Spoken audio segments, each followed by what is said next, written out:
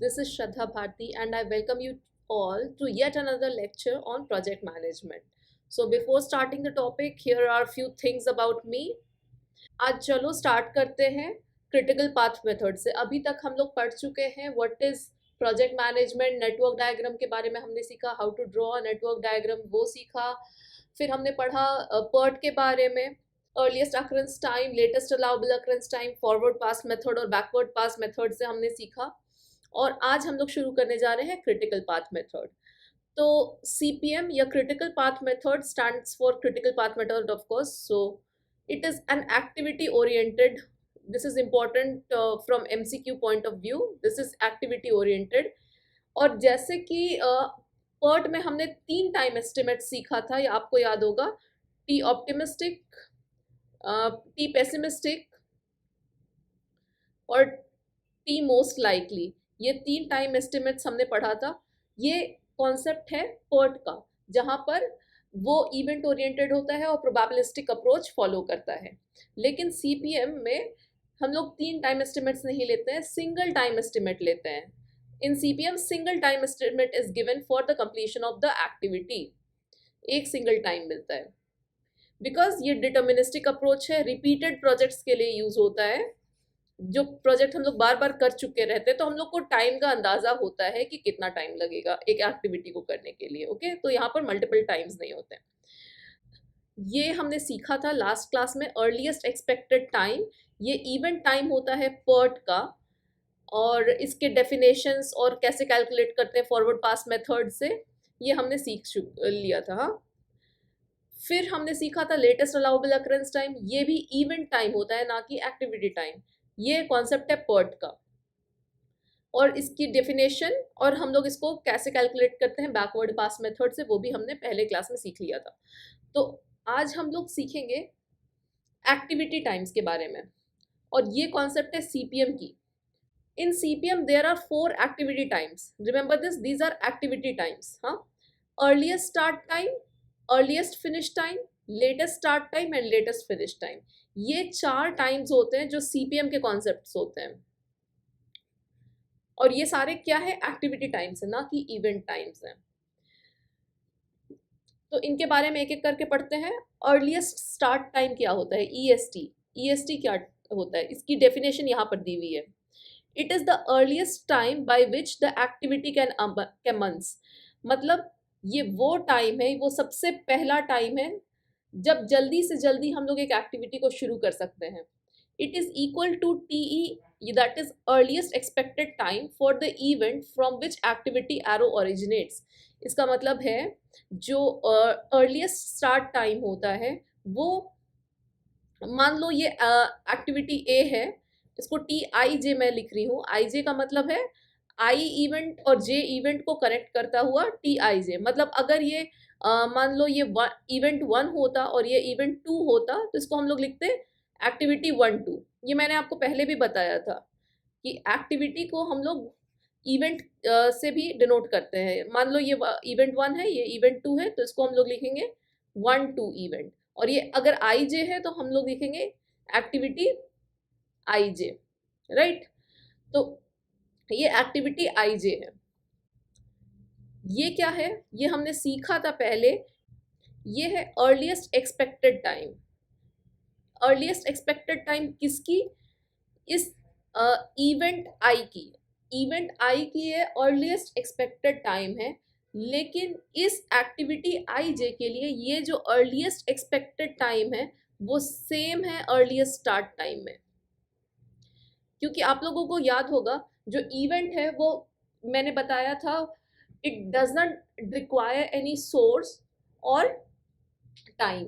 Resource और time एक event को नहीं लगता है। तो ये इवेंट ये एक्टिविटी कब स्टार्ट हो सकती है, जब ये इवेंट स्टार्ट होगा। द मोमेंट ये इवेंट स्टार्ट हो सकता है, उसी टाइम ये एक्टिविटी हम लोग स्टार्ट मानेंगे। तो TEI मतलब ये इवेंट आई की जो अर्लीस्ट एक्सपेक्टेड टाइम है, वही इस एक्टिविटी के लिए अर्लीस्ट स्टार्ट टाइम है। I hope this is clear. अब हम लोग बढ़ते हैं अर्लीस्ट फिनिश टाइम की ओर। अर्लीस्ट फिनिश टाइम क्या है, it is the earliest time by which the activity can be completed. वो सबसे कम समय है जब एक एक्टिविटी कंप्लीट हो सकती है। ओके, तो वो कैसा हो सकता है, ये जो एक्टिविटी का जो ड्यूरेशन होगा, इस एक्टिविटी को करने के लिए जो ड्यूरेशन होगी, मतलब टी आई जे, ये जो स्मॉल टी आई जे हम लोग लिखते हैं एक्टिविटी की ड्यूरेशन, अगर हम लोग उसको ऐड कर दें अर्लीस्ट स्टार्ट टाइम में, आप जल्दी से जल्दी प्रोजेक्ट शुरू कर रहे हैं। अर्लीस्ट स्टार्ट टाइम वो टाइम है जब आप जल्दी से जल्दी एक एक्टिविटी को स्टार्ट कर रहे हैं, तो जल्दी से जल्दी ख़त्म कब होगी, अगर हम स्टार्ट के बाद उस एक्टिविटी को करने के लिए जो समय लग रहा है उसको एडअप कर देंगे तो आपको मिल जाएगी अर्लीस्ट फिनिश टाइम। सो अभी घबराने की बात नहीं है, समझ में नहीं आ रहा है तो हम लोग एक एग्जाम्पल करेंगे, वही एग्जैक्ट एग्जाम्पल जो हम लोग लास्ट क्लास में किया था, तब आपको सारी कॉन्सेप्ट्स क्लियर हो जाएगी। ओके, नेक्स्ट एक्टिविटी टाइम है latest start time. Latest start time क्या है, इसकी डेफिनेशन है, it is the latest time by which the activity can be started without delaying the completion of the project. वो latest start time वो time है जब देरी से देरी हम लोग उस एक्टिविटी को कब स्टार्ट करें, मैक्सिमम कितनी देरी में स्टार्ट करें कि हमारी एक्टिविटी भी कंप्लीट हो जाए और हमारा प्रोजेक्ट भी डिले ना हो। It is equals to TL, that is the latest allowable occurrence time of the event at which the activity terminates minus the duration of the activity। अच्छा, इसको कैसे कैलकुलेट करेंगे मैं अभी तुरंत बताती हूँ, हम लोग इसमें फिर से आते हैं। उसके बाद है latest finish time. Latest finish time क्या है, it is the latest time by which the activity can be completed without delaying the completion of the project. Latest finish time वो टाइम है जब आपकी एक्टिविटी मैक्सिमम टाइम ड्यूरेशन में उसको complete कर ही देना है और वो प्रोजेक्ट को डिले नहीं करती है। तो ये जो चीज़ है टी एल जे मतलब मैंने आपको बताया था कि आप लोग जब भी forward pass method backward pass method use करेंगे तो अर्लीस्ट एक्सपेक्टेड टाइम आप लोग यहाँ लिखेंगे ऊपर में, और latest allowable occurrence time of the event आप लोग नीचे में लिखेंगे, ये मैंने आपको बताया था। तो एक इवेंट मान लो जे है, उसको ख़त्म होने के लिए जो मैक्सिमम ड्यूरेशन अवेलेबल है इतने टाइम में वो ख़त्म हो जानी चाहिए, लेटेस्ट अलाउबल अकरेंस टाइम जो एक इवेंट के लिए है, वही सेम चीज़ एक एक्टिविटी के लिए लेटेस्ट फिनिश टाइम है। Latest finish time activity I जे के लिए लेटेस्ट फिनिश टाइम वही है जो इवेंट जे के लिए लेटेस्ट अलाउबल अकरेंस टाइम है। ओके, अभी लेटेस्ट फिनिश टाइम हमने कैलकुलेट कर लिया है, अब लेटेस्ट स्टार्ट टाइम कैसे कैलकुलेट करेंगे। Latest start time latest finish time जो होती है, ये लेटेस्ट फिनिश टाइम है, इसमें से अगर हम लोग एक्टिविटी की ड्यूरेशन, एक्टिविटी को एक्चुअली करने में कितना वक्त लग रहा है उसको सब्ट्रैक्ट कर देंगे तो हमें मिल जाएगा लेटेस्ट स्टार्ट टाइम। ओके, यहाँ पर मैं लिख देती हूँ latest start time is equals to latest finish time minus TIJ, ये आप नोट डाउन कर सकते हैं। हमने अभी अभी तुरंत सीखा कि CPM में एक्टिविटी टाइम्स 4 तरह के होते हैं, earliest start time, earliest finish time, latest start time, latest finish time. अभी ये सेम क्वेश्चन जो हम पहले भी कर चुके हैं, इसका नेटवर्क डायग्राम बनाने सीख चुके हैं, वही सेम क्वेश्चन हम लोग लेंगे, लेकिन इस क्वेश्चन में आज हम लोग क्या कैलकुलेट करेंगे, earliest start time, earliest finish time, latest start time and latest finish time, ये 4 चीज़ हम लोग कैलकुलेट करना सीखेंगे। तो ये सेम क्वेश्चन है जो हम पिछले 2 क्लासेस कर रहे हैं, जो लोग नहीं किए हैं वो लोग प्लीज़ मेरे प्रीवियस वीडियोस में जाइए और वहाँ से स्टार्ट करिए। तो ये नेटवर्क डायग्राम हमने बनाया था इस क्वेश्चन के लिए, इस टेबल के लिए हमने ये नेटवर्क डायग्राम बनाया था, तो मैं फिर से एक्सप्लेन नहीं कर रही हूँ, लेकिन नेटवर्क डायग्राम कैसे बनाया था। हम लोग रिवीजन में ये करते हैं कि चलिए हम लोग इवेंट टाइम्स निकाल लेते हैं। कैसे, फॉरवर्ड पास मेथड यूज़ करेंगे और फॉरवर्ड पास मेथड यूज़ करके हम लोग निकालेंगे earliest expected time of the events. Okay, तो इवेंट 1 के लिए अर्लीस्ट एक्सपेक्टेड टाइम है 0 टाइम, फिर इवेंट 2 के लिए क्या होगा 0 + 6 दैट विल बी 6, ठीक है, इवेंट 2 के लिए 6। अभी इवेंट 3 के लिए मान लीजिए 6 + 2 दैट इज 8। ओ, अभी हम लोग 3 के लिए कैलकुलेट नहीं कर सकते हैं। You know why? क्योंकि यहाँ पर 2 एरोज आ रही हैं, यहाँ पर एक एरो और एक एरो यहाँ से आ रही है, तो इनमें से जो मैक्सिमम होगा वो इवेंट 3 के लिए होगा। सो इसको अभी हम लोग नहीं कर सकते हैं, तो यहाँ पर इवेंट 4 के लिए कर लेते हैं। 2 के बाद 4, 6 प्लस 10 दैट इज 16। ओके, और इवेंट 5 के लिए देखो, यहाँ पर 6 प्लस 14 डेज सी एक्टिविटी को करने में टाइम लग रही है, तो 14 प्लस 6 इज 20। सो 20 डेज यहाँ पे और 16 डेज यहाँ पे। अभी हम लोग कैलकुलेट करते हैं इवेंट 6 के लिए। देखो 6 में यहाँ पर 2 एक्टिविटीज आ रही हैं, तो यहाँ पर 2 टाइम एस्टिमेट्स होंगे अर्लीस्ट एक्सपेक्टेड टाइम के लिए। 16 प्लस 8 दैट इज 24, या फिर 20 प्लस 12 दैट इज 32। इन दोनों में जो सबसे बड़ा नंबर होगा वही होगा मैक्सिमम ऑफ दीज टू, वो होगा earliest expected time of event 6। तो इवेंट 6 का अर्लीस्ट एक्सपेक्टेड टाइम क्या होगा? 32। ओके, सो ये मैंने लिख दिया यहाँ पे। अभी नेक्स्ट कैलकुलेट करते हैं 8th इवेंट के लिए। ओके, सो यहाँ पर एक ही सिंगल एरो आ रही है तो कोई प्रॉब्लम भी नहीं है। 20 प्लस 8 इज 28। अभी कैलकुलेट करते हैं 7 के लिए। 7 में यहाँ पर 2 एरोज आ रही हैं, सो यहाँ पर earliest expected time 32 plus 16, maximum of 32 plus 16 क्या होगा? 48, या फिर 28 plus this is a dummy activity engineers, this is dummy activity, तो इसकी जो ड्यूरेशन है वो 0 है, इसको कंसिडर करना आप बिल्कुल नहीं भूलेंगे। तो दिस इज 28। सो 48 और 28 में जो मैक्सिमम होगा वही हम लोग यूज करेंगे, दैट इज 48। इवेंट 3 में क्या होगा? 2 एरोज आ रही है, ये 6 plus 2 that is maximum of 8, या फिर मैक्सिमम ऑफ 48 प्लस 0, ये डमी एक्टिविटी है और इसकी जो ड्यूरेशन है वो 0 होगी। 48 प्लस 0 इज 48। इन दोनों में जो सबसे बड़ा नंबर होगा वही हम लोग कंसिडर करेंगे, 48। अभी लास्ट वाली event that is event 9। 48 plus 5, यहाँ पर भी 2 एरोज आ रही है। 48 प्लस 5 दैट इज 53, या फिर 48 प्लस 8 56।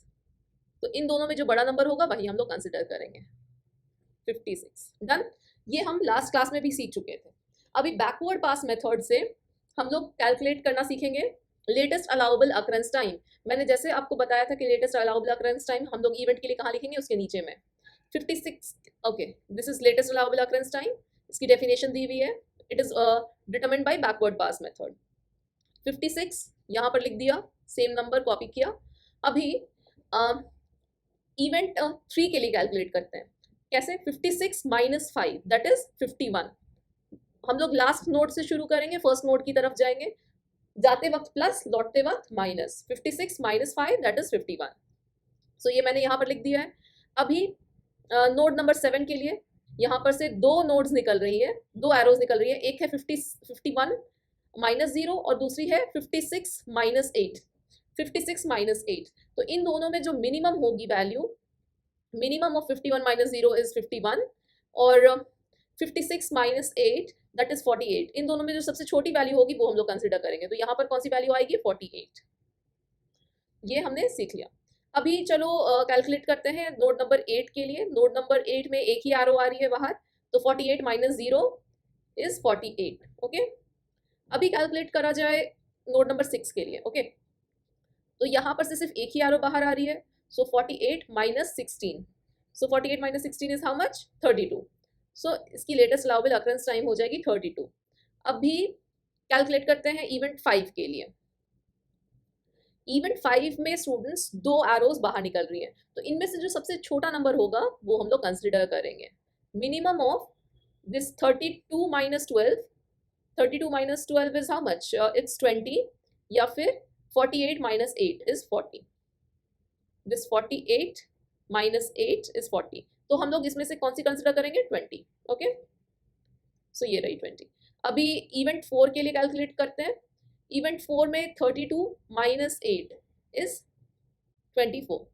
ओके, नाउ अभी इवेंट 2 के लिए कैलकुलेट करते हैं। देखो इवेंट 2 में 3 एरोज बाहर आ रही है, 1 2 3, तो हमें 3 में से मिनिमम वैल्यू चूज करनी होगी। मिनिमम ऑफ 51 माइनस 2, 51 माइनस 2 मैंने कैसे लिया? 51 माइनस 2 दैट इज 48। अभी तक आप लोग प्रो हो गए होंगे, स्टिल मैं फिर से बना रही हूँ। 24 minus 10 is 14 and 20 minus 14 is 6। इन तीनों में जो सबसे छोटी वैल्यू होगी वही हम लोग लेंगे, 6। ओके, और फाइनली ए इवेंट के लिए, ए इवेंट नहीं, I am sorry, first event के लिए 6 माइनस 6 इज 0। सो ये हमने कर लिया। फॉरवर्ड पास से हमने यहाँ पर अर्लीस्ट एक्सपेक्टेड टाइम सारे इवेंट्स के निकाल लिए और लेटेस्ट अलाउबल अकरेंस टाइम भी सारे इवेंट्स के निकाल लिए बाय बैकवर्ड्स पास मेथड। और आज जो हम लोग करने वाले हैं वो करने वाले हैं calculation of earliest start time, earliest finish time, latest start time, latest finish time. Okay, चलो स्टार्ट करते हैं। तो मैंने आपको बताया कि मान लो एक एक्टिविटी है आई जे, ये एक्टिविटी है आई जे, तो इवेंट जो आई होगा, मतलब जो दो नोड्स को कनेक्ट कर रही है उसके जो पहले वाला नोड है आई है, उसके ऊपर में जो अर्लीस्ट एक्सपेक्टेड टाइम होता है उस इवेंट का, वही सेम चीज इस एक्टिविटी आई जे के लिए अर्लीस्ट स्टार्ट टाइम होता है। सिंपल। अभी देखो, ये 1-2 एक्टिविटी है। इस 1-2 एक्टिविटी के लिए जो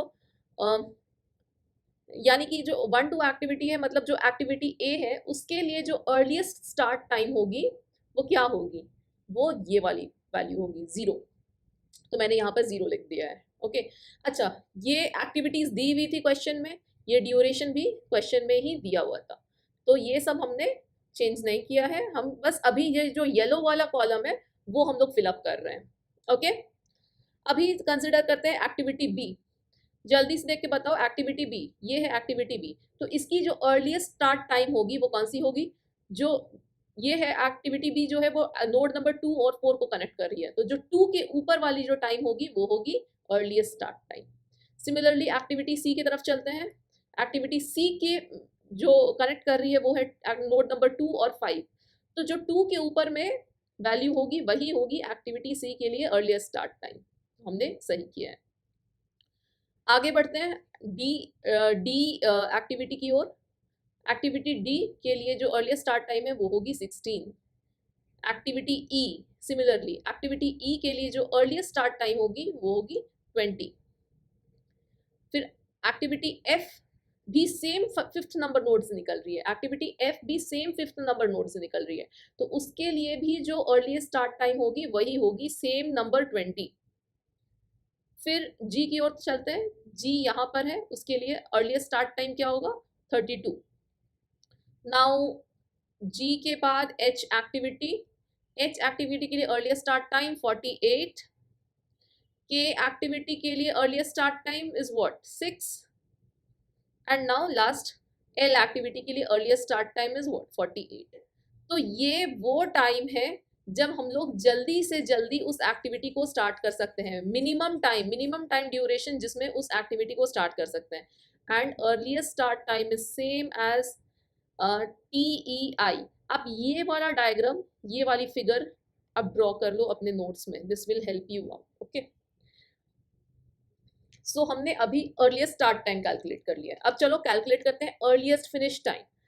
अभी अर्लीस्ट फिनिश टाइम, ये हमने अर्लीस्ट स्टार्ट टाइम जो कैलकुलेट किया था वही सेम कॉपी किया है। अर्लीस्ट फिनिश टाइम हमको कैलकुलेट करना है और ये ड्यूरेशन दी हुई है क्वेश्चन में। अर्लीस्ट फिनिश टाइम कैसे कैलकुलेट करेंगे, अर्लीस्ट फिनिश टाइम वो टाइम होती है जब जल्दी से जल्दी हम लोग एक एक्टिविटी को कंप्लीट कर सकते हैं। तो जल्दी से जल्दी कितना टाइम में हम लोग उस एक्टिविटी को कंप्लीट कर सकते हैं, कैसे पता चलेगा, वो अर्लीस्ट स्टार्ट टाइम प्लस जो एक्टिविटी की ड्यूरेशन होती है, आप उन दोनों को ऐड कर दो तो जो टाइम आपको मिलेगा वो टाइम ही अर्लीस्ट फिनिश टाइम होगी। ओके, सो एक्टिविटी ड्यूरेशन आप तो चाहो तो चार्ट से देख लो या तो चाहो सेम चीज क्वेश्चन से देख लो। तो earliest start time plus duration, 6 + 0 is 6। Okay, यानी कि ये जो ग्रीन कलर में मैंने बनाया है और plus activity duration, this number plus this number will give you earliest finish time. Okay, activity B के लिए 6 + 10 16, तो यहाँ पर ड्यूरेशन दी हुई थी, अर्लीस्ट स्टार्ट टाइम आपने कैलकुलेट कर लिया, यहाँ से डायरेक्ट टेबल से ही कैलकुलेट कर लो, दैट इज 16। बार बार इधर से उधर आपको नेटवर्क डायग्राम में देखने की ज़रूरत नहीं पड़ेगी। आप चाहो तो नेटवर्क डायग्राम में देखो, नहीं चाहो तो डायरेक्ट ही ऐड कर लो। Duration plus earliest start time, that is 14 + 6 is 20, earliest finish time 16 + 8 24। Activity E के लिए 12 + 20 32।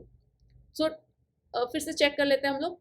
देखो ई की ड्यूरेशन कितनी दी हुई है 12, और ई की अर्लीस्ट स्टार्ट टाइम क्या थी 20 + 12 दैट विल गिव यू 32। अभी देखो एफ के लिए 8 + 20 28। जी के लिए जो ड्यूरेशन दी हुई है क्वेश्चन में वो है 16 डेज। हमने कैलकुलेट किया था earliest start time 32, 16 + 32 gives 48। Okay, now H के लिए 8 + 48 गिव्स यू 56।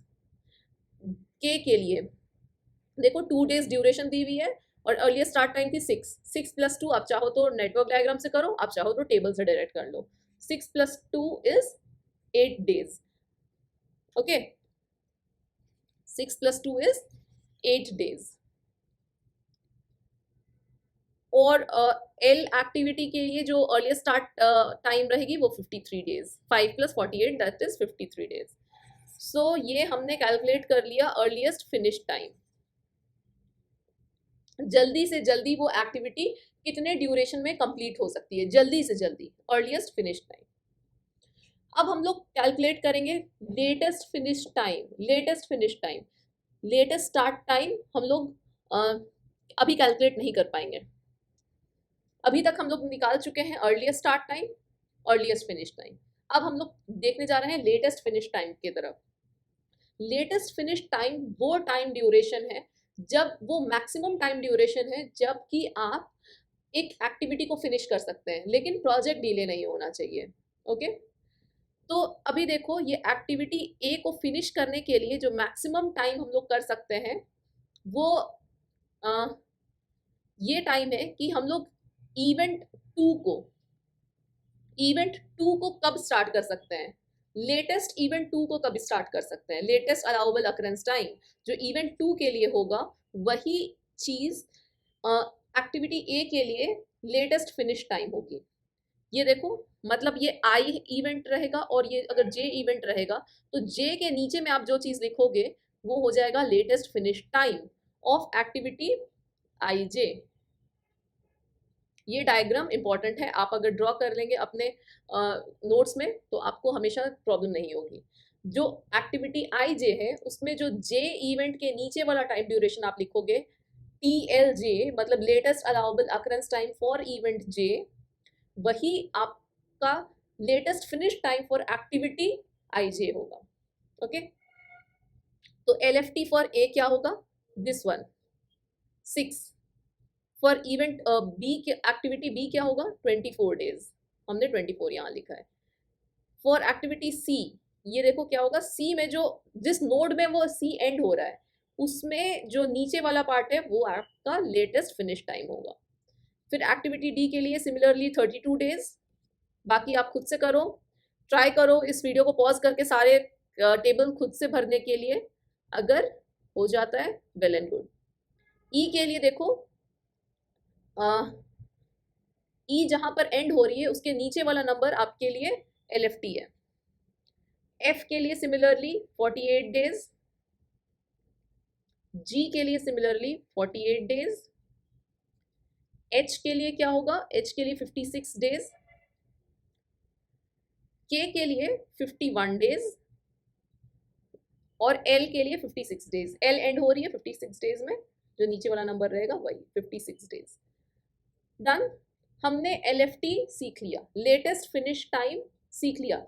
तो आपको जो अर्लीस्ट स्टार्ट टाइम है, ये दो जो टाइम्स हैं, अर्लीस्ट स्टार्ट टाइम और लेटेस्ट फिनिश टाइम, आपको नेटवर्क डायग्राम से मिलता है।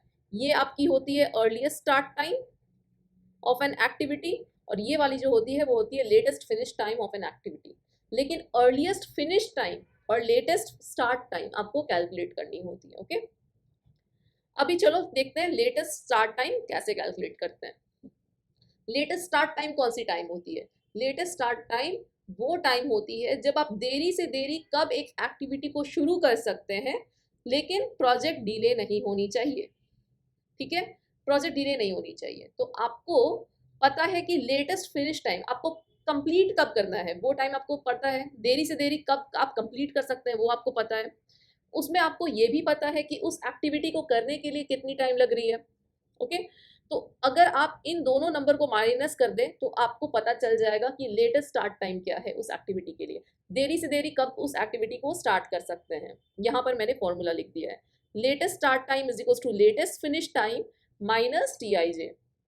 टीआईजे मतलब activity duration, this is activity duration, activity, this one is activity duration.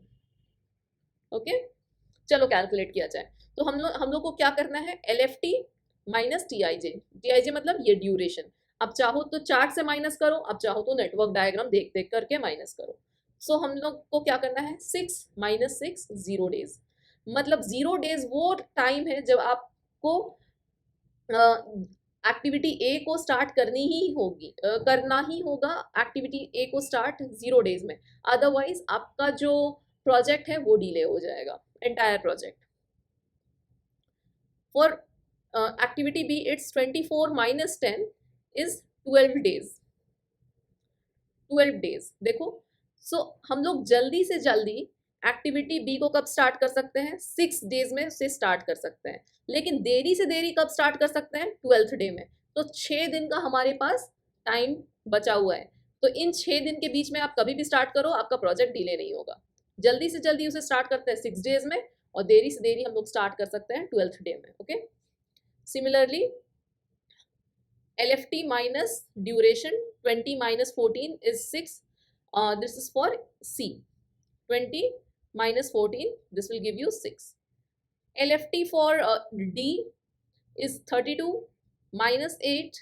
This is 32 minus 8, that is 24. For E, E के लिए क्या होगा, चलो देखते हैं। E के लिए कौन सी होगी, 32 minus 12। देखो E के लिए 32 minus 12, that will give you 20. तो दिस इज 32 minus 12। आप लोग चार्ट से भी डायरेक्ट कैलकुलेट कर सकते हो। F के लिए मैं दोनों ही दिखा दे रही हूँ, चार्ट में कैसे कैलकुलेट करेंगे और नेटवर्क डायग्राम में कैसे कैलकुलेट करेंगे। F के लिए 48 minus, where is F, 48 minus 8, this will give you 40. So 48 minus 8, this will give you 40. G के लिए है, where is G, 48 minus 16, so this is 48 minus 16, this will give you 32 days. 32 days आपकी जो maximum duration है जब आप इस को डिले कर सकते हो एक्टिविटी को, लेकिन 32 डेज में स्टार्ट कर ही देना है एक्टिविटी। ओके, अदरवाइज आपका प्रोजेक्ट डिले हो जाएगा। H एक्टिविटी के लिए सिमिलरली है 56 minus 8, that is 48 days. H कहाँ पर है हम लोग देख लेते हैं, 56 माइनस 8। सिमिलरली एक्टिविटी K के लिए 51 माइनस 2, 51 माइनस 2, दैट इज यहाँ पर देख लो 51 minus 2 will give you 48 days. और last activity that is activity L। Activity L के लिए क्या है, 56 days minus 5, 56 minus 5 that is 51 days. यहाँ पर ये छूट गया है तो मैं यहाँ लिख देती हूँ 51 डेज। ओके, सो हमने सीखा आज कि कैसे कैलकुलेट करते हैं EST, earliest start time, earliest finish time, latest start time, latest finish time, ये हमने आज सीखा। तो इनमें से इन चारों टाइम एस्टिमेट्स से, जो कि CPM के टाइम एस्टिमेट्स हैं, इनमें जो अर्लीस्ट स्टार्ट टाइम होती है वो आपको नेटवर्क डायग्राम से मिल जाएगी, और जो लेटेस्ट फिनिश टाइम होती है वो आपको नेटवर्क डायग्राम से मिल जाएगी। ये जो होती है वो सेम होती है TEI के, TEI ये होती है EST, और ये LFT जो होती है this is same as TLJ, मतलब ये होती है हमारी LFT। इसको हम लोग कैलकुलेट करते हैं। अर्ली स्टार्ट टाइम को कैसे कैलकुलेट करेंगे, बाय फॉरवर्ड पास मेथड, जो हमने पिछले क्लास में मैंने सिखाया था आपको, फॉरवर्ड पास मेथड। और दूसरे में LFT को कैसे करेंगे calculate, by backward pass method. Okay, अब EFT को कैसे कैलकुलेट किया जाए, early finish time is EST plus time duration. EFT earliest finish time होता है जो earliest start time plus time duration, और LST जो होती है वो होती है latest finish time minus the time duration of the activity. Okay, so यहाँ पर हम लोग इस लेक्चर को कंक्लूड करते हैं with a nice thought, that is, believe you can and you are halfway there. So with this nice thought, students, this is Shraddha Bhati signing off, and don't forget to like and follow me for more.